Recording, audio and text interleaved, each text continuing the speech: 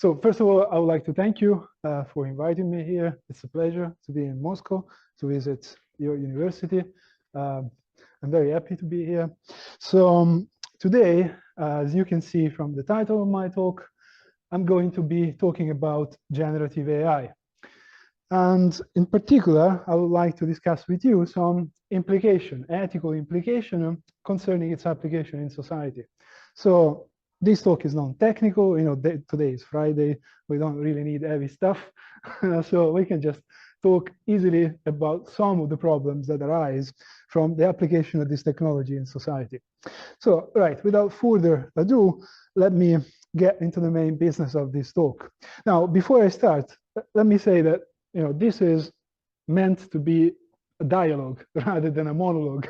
So if you have any questions at any point in time, if you don't agree with something that I say, if you question something that I project here, just raise your hands, ask me questions, and we can go on. Yeah. So in other words, I don't mind being interrupted. Okay, so let's start with some introduction here. We are often told by experts that AI will contribute, as you can see, approximately 16 US trillions to the global economy by 2030. That's a staggering amount. 1/3 of the global wealth produced in the world yearly is believed that will be produced by AI by 2030. Specifically, experts tell us that AI will contribute to increase productivity and efficiency via automation, and will also improve decision-making processes in various domains, ranging from logistics and management to finance and marketing, or even in education. However, in the face of these many potential benefits that this AI revolution may bring about, some experts also warn us about some possible dangers concerning the application of this technology in society. For instance, in terms of undesirable consequences for the labor market, so more precisely job losses and increased precarity, in terms of exacerbation of social differences, the poor will get poorer, the richer will get richer, and therefore in terms of centralization, accumulation of power and wealth, which according to some may lead to the formation of a sort of a technocratic elite, which given this power and wealth would be able to control us, to control our lives. This is the perspective that is raised by, if you're familiar with Yanis Varoufakis' recent book, it's called Techno-Feudalism, or, it's also outlined in Surveillance Capitalism, which is a book written a few years ago by Zsuzsanna Zubov. She's in Harvard. Anyway, so there are different predictions out there about the impact of AI in society. Which one should we trust? How should we navigate the waters, the deep waters between these two predictions? One optimistic, one very pessimistic. So today, in this talk, I would like to... Sure. No problem. In Zoom, listeners do not see your slides. Yeah, sure. Please go.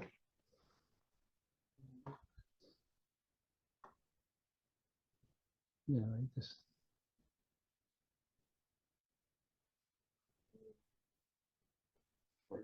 Okay, so today, taking this sort of general consideration about the impact of AI that I mentioned at the beginning of this talk, I would like to explore with you the ramification of a subfield of AI, which is generative AI. In particular, I will try to review some of the specific benefits related to the application of this technology in society. This technology can indeed be beneficial, yeah?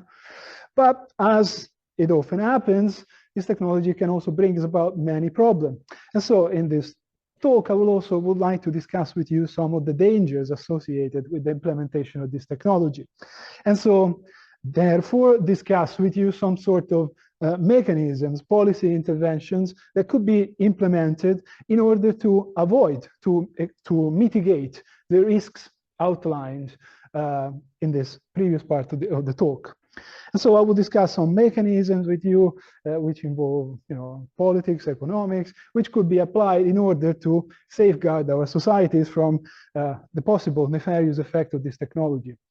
And finally, I would like to finish up this talk by laying down the preliminary steps for the development of a framework, of a general theoretical framework, possibly philosophical framework, for, so to speak, the responsible application of generative AI tools in society, which is grounded in virtue ethics, so a particular philosophical theory. We will discuss about this later on. And so that is aimed essentially to preserve social stability and pursue moral good. So this is the, got stuck? Okay. So this is a brief general introduction about the gist of the talk. So now let's look at some of the benefits of this generative AI for society. Before we look at these benefits, let me briefly introduce the idea, its historical developments. So generative AI, pretty much like AI, had a number of ups and downs in the course of its history. Yeah? However, we can say that what was important for its development were two ideas, essentially. The introduction of Bayesian network causal analysis, which is a philosophical concept that was then applied to mathematics in the 70s and 80s, and the development, of course, of modern artificial neural networks, connectionist network, based on parallel distributed computing, the sort of work that you find in Brumelart, McClelland, Carmelo Smith at the beginning of the 90s. However, it wasn't until 2014 with the advent of GANs, General Adversarial Network, which is a technique developed by Benjo, Goodfellow, and colleagues, that generative AI evolved to the point of making really impressive things, yeah, and opening up the possibility to develop the software that we have today.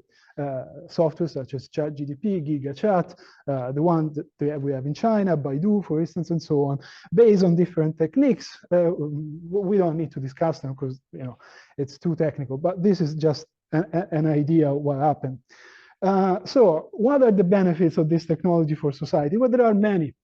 So, for instance, generative AI tool can be applied successfully in resource management and logistics. For instance, concerning resource management, it can improve customers' experience by integrating virtual assistants with online support. Every one of us has experienced this when we call our bank. The bot responds and redirect our queries to the relevant operator. So in this case, generative AI can better allocate resources. But it can also be applied in logistics, given its huge computational power. In fact, it can identify patterns in logistics operations that are often overlooked by humans, such as bottlenecks in supply chain and so on. It can not only identify this, but also suggest positive solutions. And yet, the application of generative AI are also found in finance. For instance, it can be used by banks to improve credit decision by carrying out what is known as predictive risk modeling analysis. So basically, a review of a customer, of the reliability of a customer, and whether or not it is worth giving him or her a loan. But it can also be used in spotting anomalies in financial transaction patterns, thus helping detecting fraudulent activity. Or more generally, because of this computational power, it can be used in financial forecasting and investment analysis. And yet, there are more fields in which we can benefit from the application of this technology in society. For instance, marketing.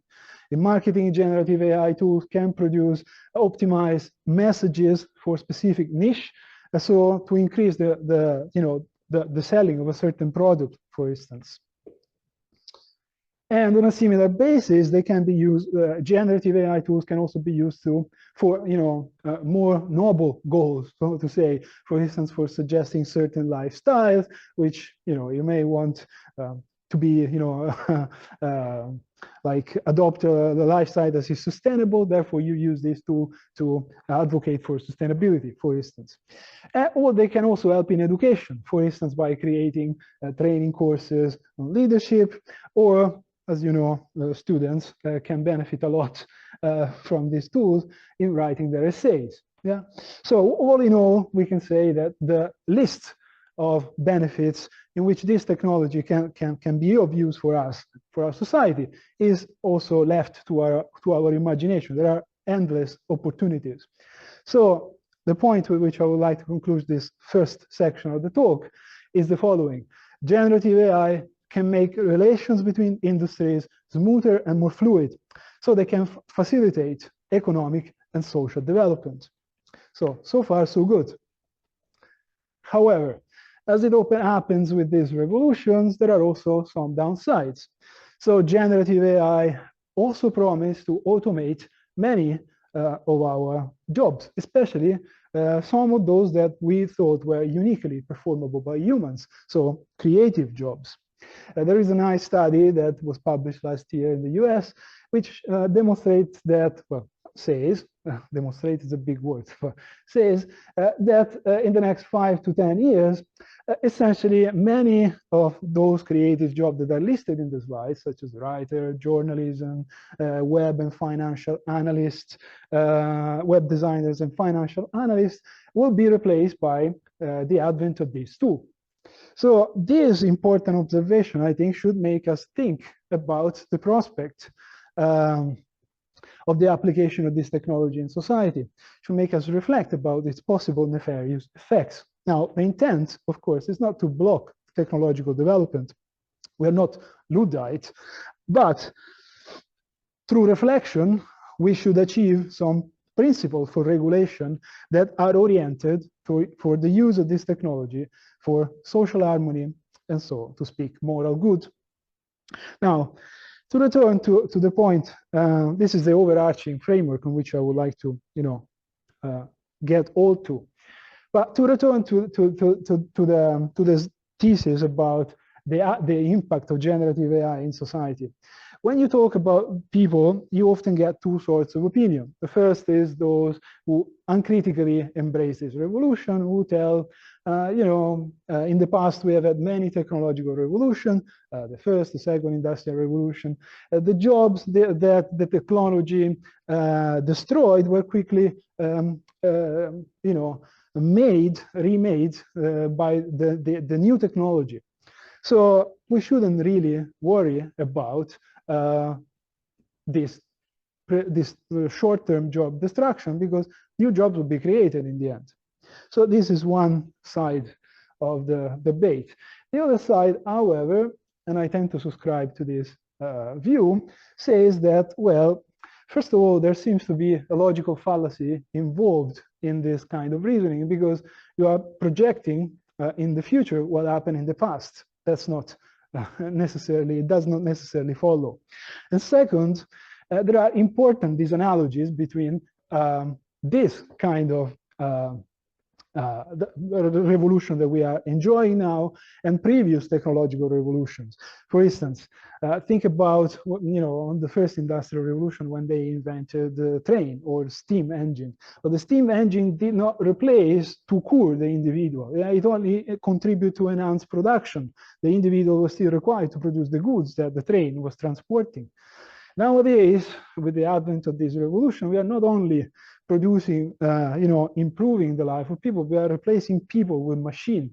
I've been working with Huawei when I was in Russia, and I was kind of scared by the fact that Huawei was working on chatbot that will essentially replace the manager. So in agile methodologies, there is a figure of the manager that allocates tasks to software engineers. So Huawei is developing a program that will automatically replace the person, the manager, and automatically allocate these tasks to producers. So you see, there seems to be something more profound going on here, which is not analogous to previous industrial revolution. Now, this is not just my idea, luckily. A lot of scholars have argued, for instance, Björn Jolson, who is a Nordic sociologist who is based, I believe, in Stanford. Over the last 10 years, he has written many books and papers, two of which you can see in the slides, in which he has advocated that the major problem with this industrial revolution that we are experiencing, the new industrial revolution based on AI, is automation. Automation, according to him, has driven down wages and exacerbated inequality of wealth and income between those, he speaks in Marxist terms, who own the capital, so the technology, the know-how, the knowledge, the infrastructure, a very few elite, and those, the majority, that works for the capital. Yeah? And yet you may still think that this is some sort of, an old communist guy that lives in the past. And so we may disagree with him. But if you look at data, data seems to be supporting this speculation. In fact, there is a famous economist, Dana Semoglu, who is based at MIT, who has written, again, many books in the last 5 years at least. One of these is the one that you see, in which he has provided evidence that algorithmic automation has contributed to slowing salary growth as well as to the worsening of social equality in the US. Specifically, he has demonstrated that between 50 and 70% of the growth in US wage inequality in the last 40 years was caused by automation. So here are some data that further support this view. This graph is taken from the Federal Reserve and indicates the distribution of wealth in the United States. The second graph is also taken, is an aggregation of data that aggregates data from the Federal Reserve, but is produced independently by another American institute, the Forensic Economic Services, which I think is now defunct, but it doesn't matter. So if you compare these two graphs, there are some small differences, but they tend to be very similar. Yeah, I personally trust more the last one because it's somehow independent, but it doesn't matter so much. What they tell us is three very important things. That first, 1% of the US population owed approximately 25% of the national wealth. 10% of the US population owes approximately 70% of the national wealth. And third, that this trend is dramatically increasing. You see the curve picking up in the last decade or so, arguably with the advent of the AI revolution. Now, leaving aside the geopolitical consideration that this may invite, these two graphs may invite, for instance, we are often told Russia is an oligarchy. Well, what is the US? Is it a plutocracy? Okay, so apart from this, what this graph depicts is a really, really problematic thing for our society. There is an unprecedented accentration of power, which in the years to come will threaten the functioning of our society, because people will get poorer and a few people will get a lot richer. And so they will have a lot of power over the rest of the people. And when people, as you know, get poor, problems start. Yeah. So if we want to avoid this situation in the future, so that there will be, which could threaten social stability, we should, I think, intervene now. With a series of measures that are meant to revert this worrying trend, which I just try to illustrate. And so today with you, I would like to discuss two very simple interventions that are aimed at mitigating the problems that I just mentioned. They are accumulation of power due to AI automation. And I hope that these considerations I'm going to make will resonate with you as well. So first of all, before we look at these kind of policies or interventions, suggested proposed interventions, I would like to quickly show you this book, which is the sort of inspiration for this intervention. Yeah, so it's a book that was written by Diane Coyle, 2021, published by I think Princeton University Press. So it's a good book, in which the author argues that in pursuing this new digitalization of our society, well, we shouldn't merely focus on numbers. Yeah, so we should measure technological advancement, of course, based on numbers, but trying to take into consideration other factors that are meant to bring about equality. Yeah, so pursuing a more egalitarian view in the development of this, in the implementation of this technology. And so what are these two interventions that I'm going to discuss? Both are concerned with generative AI. Now, they are very small interventions, of course, per se. They do not have a macroeconomic impact. Yeah? However, they are illustrative of a certain logic that, if applied across the board, across different domains, may bring about some macroeconomic impact. Yeah? So let's discuss, so bear these in mind. Yeah? because we don't have time to discuss more interventions. So these are kind of paradigmatic ones. So let's take the production, one of the fields in which generative AI will have a major impact, journalism. So we know that in the next 5 to 10 years, journalists are likely to be replaced by these, tools. The content will be produced by these tools.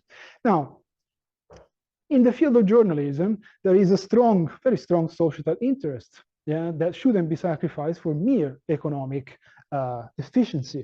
So, in other words, in an ideal world, journalists should be, responsible for what they write.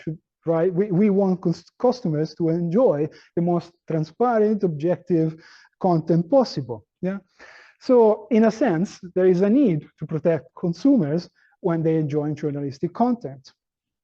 So to understand what I'm after, you may think about an analogy, food regulation. So in the food industry, there are very stringent mechanism, regulation that prescribes what manufacturers can and cannot produce in accordance to certain standards. If the manufacturer doesn't adhere to these standards, is excluded from the market, or it faces hefty fines.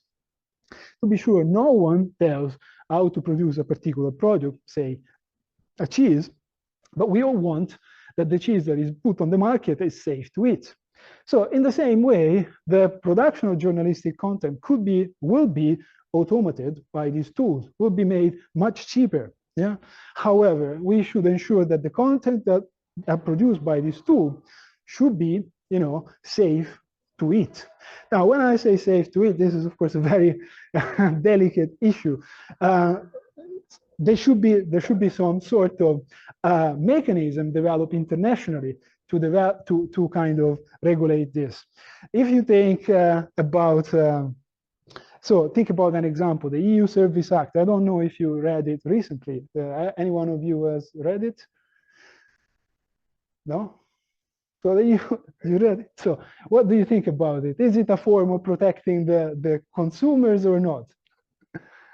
I think it claims to be a form of protecting the consumers, but it ends up being a form of censorship. Yeah. So what I'm saying is that we don't want that kind of approach. Yeah. We want an approach where ideally the institutions are really are benevolent. Yeah. Not malicious. So this should be. Of course, I realize this is very difficult to achieve, but this is the idea. So, yeah. So now, of course, you may say, okay, this is just an idealistic aspiration. Yes, but idealistic aspiration conflate with reality, and so often idealism move forwards reality. So in the battle between realism and idealism can function as an engine for development. Yeah, so we shouldn't disregard this consideration simply as being idealistic and therefore not relevant. They can be relevant. Yeah, why not? So what's the intervention that we could propose in order to be sure that the content produced by these tools are effectively directed at protecting consumers? Well, reintroduce humans in the loop. So rehire people, that qualified people, possibly independent of any government or institution, in order to check the content produced by these tools. So this type of activity will somehow protect the customers, but will also have some sort of microeconomic impact, because a lot more people will be needed to check the content produced by this tool. So on the one hand, we face brute automation, which will cancel off the job of these people. On the other hand, we hire people. We can hire people to retrospectively check this content. So we can partially offset and compensate the drawbacks of brute automation. So this is just an example that could be done across different domains. Another example, I think, is the following. So generative AI tool, for all the investment that private companies are putting in it, especially, in terms of personalization. Think about Bill Gates, Altman. They want to create a new tool, basically embodied AI agent, that can function as a recommender system.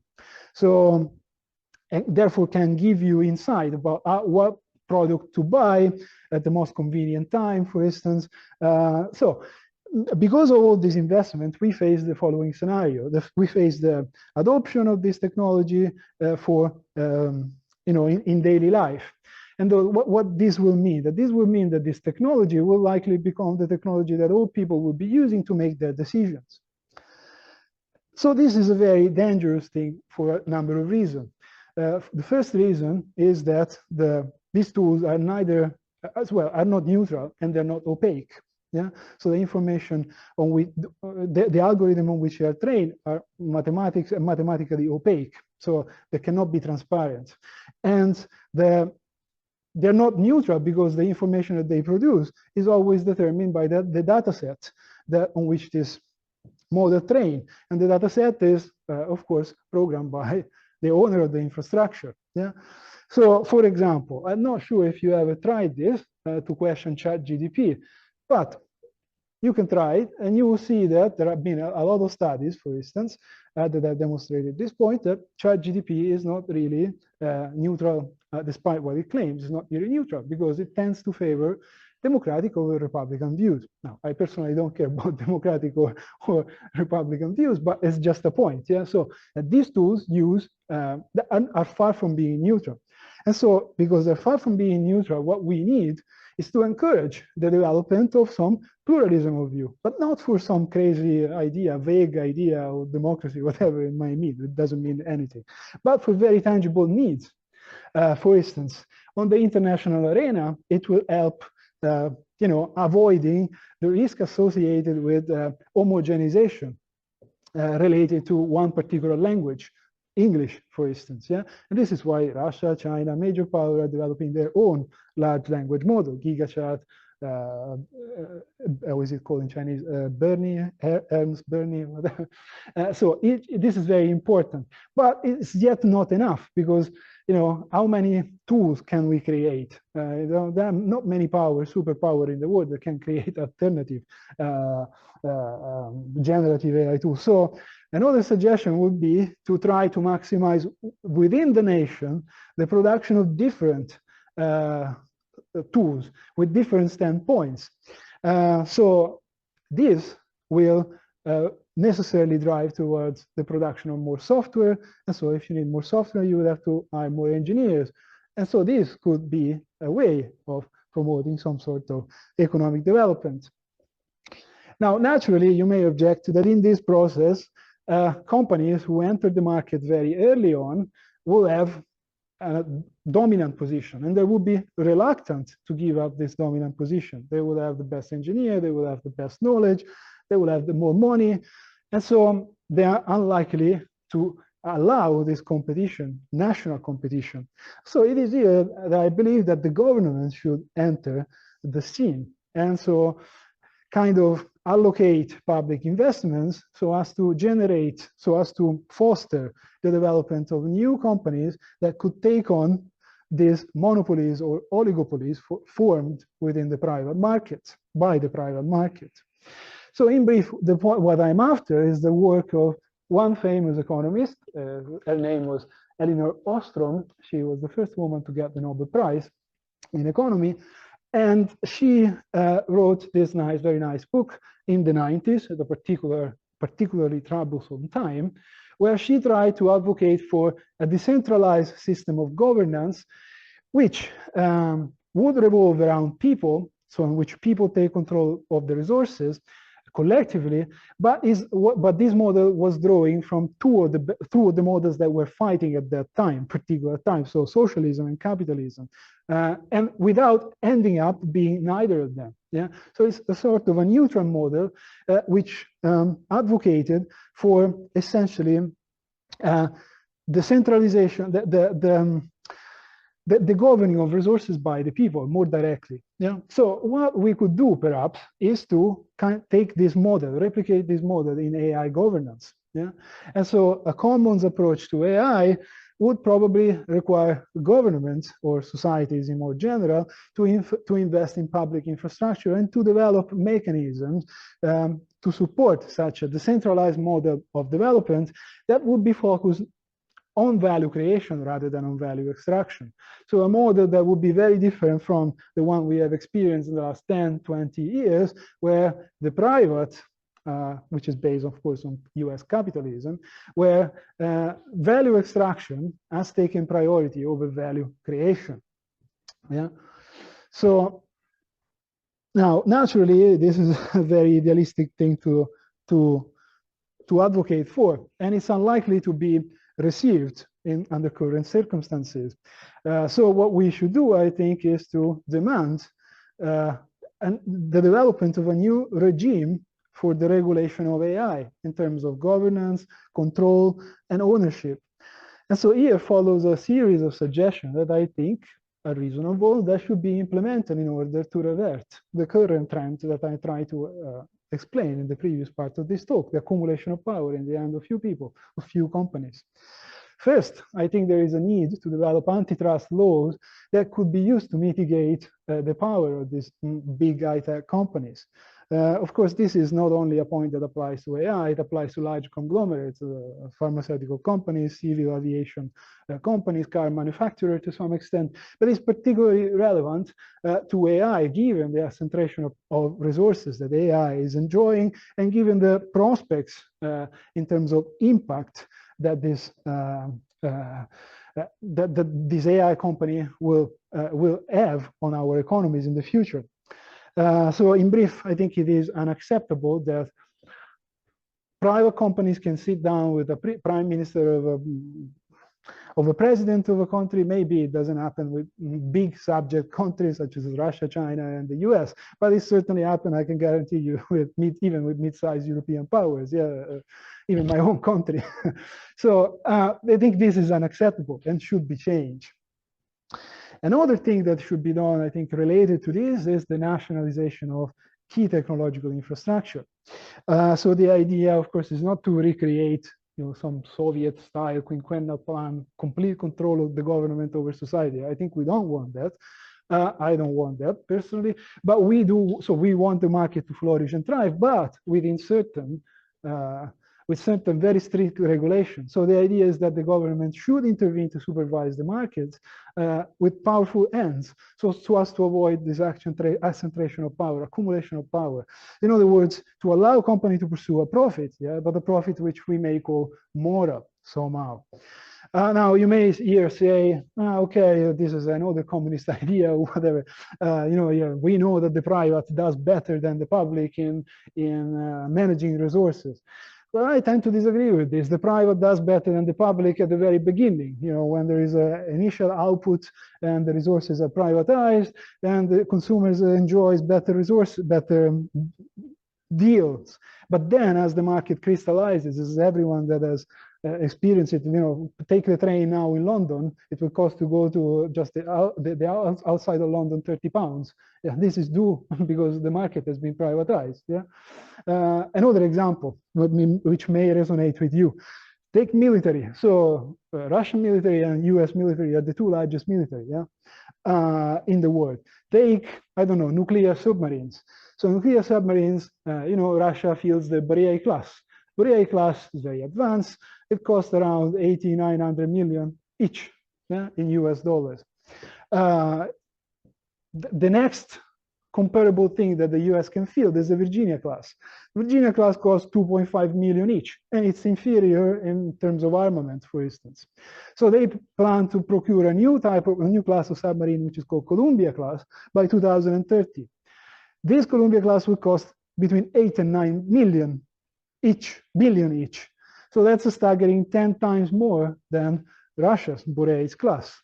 So, of course, there are certain specificity in the Russian economy that allow Russia to produce these submarines at a cheaper cost in the United States. But the most important reason is that in Russia, the state owns the military companies, the military sector. Whereas instead in the United States, the military sector is owned by 4 or 5 private companies. And this is an example of how the private attempts to maximize profit irrespective of societal needs. And so this is the idea that I think we should kind of implement. But then, of course, allowing the state to control so much resources might be problematic. And so this is where I think we need to go back to Ostrom's view on the common, and so foster the development of some sort of decentralized mechanisms for governance that allow people to more directly manage the resources. So, for instance, what could we do? For instance, develop more educational reforms that could bring the gap, bring down the gap, reduce the gap between rich and poor, between educated and uneducated, for instance. Develop some sort of international agreement to make the generative AI a sort of common heritage under some sort of chart, not necessarily the UN, because the UN is far from being neutral, but a new organization that could be developed, could take account the needs of everyone in the world. And so that there is more accessibility to this technology, irrespective of where you are. But we also need more participation, and therefore we need more participation of community of people and workers to be involved in the development and regulation of this technology. So again, do not take the EU Service Act as the kind of point of reference. That's the opposite that I want. Okay, so these are just some ideas for trying to revert this trend. Now, maybe we want to look a bit more from a more general perspective, philosophical perspective, of what could be a framework, an ideal framework for carrying out this sort of ambitious, idealistic revolution. So I think a framework that that can come in handy and come from philosophy is a framework that is revolved and is based around what is known as virtue ethics. Virtue ethics is has a very long history. It dates back to Aristotle, the Stoics. It has also found its way in China with Lao Tzu. So it is essentially an approach where there are certain characteristic traits that are known as virtues, paradigmatics, that are acquired through practice and habituation and are not universally determined in a non-pluralistic and culturally insensitive way. So they're not normative. Now here, maybe we need to say a little bit more, because I'm not familiar if you're, I'm not sure if you're familiar with this kind of approaches. So in general, in philosophy, we can say there are three major views of ethics. There is what is known as deontological ethics, which is based on Kant. So it's found mostly in the continental tradition. And it's been applied also in kind of the Anglo-Saxon world with the work of John Rawls, for instance, but it's not mainstream in the Anglo-Saxon world. It's mostly found in continental Europe, Germany, Italy, and France. And so this approach says that there are universal principles, yeah, that apply across all culture. So you cannot derogate from this principle. This is based on the idea of a categorical imperative. And this, by the way, explains the very funny, peculiar characteristics of Anglo-Saxon to always go and teach, to Protestant, to always go and teach people how to live, because this is also known as Protestant ethics. Yeah. So, for instance, do not kill, do not steal. These are universal principles that you cannot derogate. Apply across all cultures, they say. So, for instance, lying is bad, and no matter what consequences lying brings about, it's always bad. It should be avoided. Then there is utilitarianist approach, which is part of consequentialism. This is found mostly in the Anglo-Saxon world, in the work of Jeremy Bentham and John Stuart Mill. So utilitarianism says, no, there are no universal laws, there are no innate rules for morality. What makes an action moral is based on the consequences that it brings about. The better consequences for the greatest people, then the better the morality of that action is. Yeah.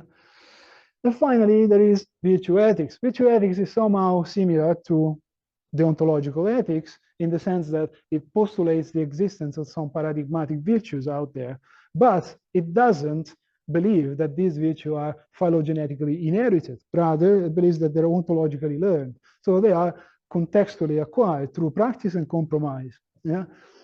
And so, yes, lying is not bad per se, but it would be bad in a particular circumstance in which it goes against some sort of moral of paradigmatic virtue, for instance, being honest with people. Yeah. So each of these approaches has limitations. For instance, deontological ethics, the major limitation of deontological ethics is that it's very rigid. Yeah, it's unlikely to be successful in society because society is not black and white. You know, it's very difficult. It works on the assumption that everyone it must be absolutely honest, which is almost impossible to realize. Utilitarianism seems like a good option, but it runs into problems with respect to the minority. Not always what is good for the greatest people is also acceptable. Let's put it in this term for a minority. So utilitarianism risks putting at discrimination certain minorities. So it's a famous paradox about utilitarianism. And finally, virtue ethics, because it's related to, you know, ontological development, is often accused of being too much relativistic. Yeah. So each of these approaches have problems. But I believe the most promising of these three is virtue ethics. And actually, most of the work in philosophy of artificial intelligence has been done in respect to the ontological and utilitarian ethics. Virtue ethics is only now coming up as an alternative to model an approach to artificial intelligence. And so I believe that embracing this approach that I outline now, based on virtue ethics, would be akin to the sort of inspiration that comes from the work of Elinor Ostrom that I mentioned before, because it will allow the development of some sort of social empowerment that is not going to be fixed and centered around two major ends, either the state or the company, but it will revolve around the people. Yeah, and so this can help developing the technology while preserving, while maintaining human agency. So the control of humans and the regulation of this technology. And an additional benefit would be that by incorporating this sort of paradigmatic virtues that virtue ethics postulates into artificial intelligence system, well, we can make this system better aligned with our needs and expectation, therefore allowing them to kind of foster more profitable collaboration with humans. However, I don't think that this would be enough. For the realization of this idea, we should also be sure that we implement a sort of meta principle, a principle of meta responsibility that will feed up on this idea of virtue ethics. Yeah?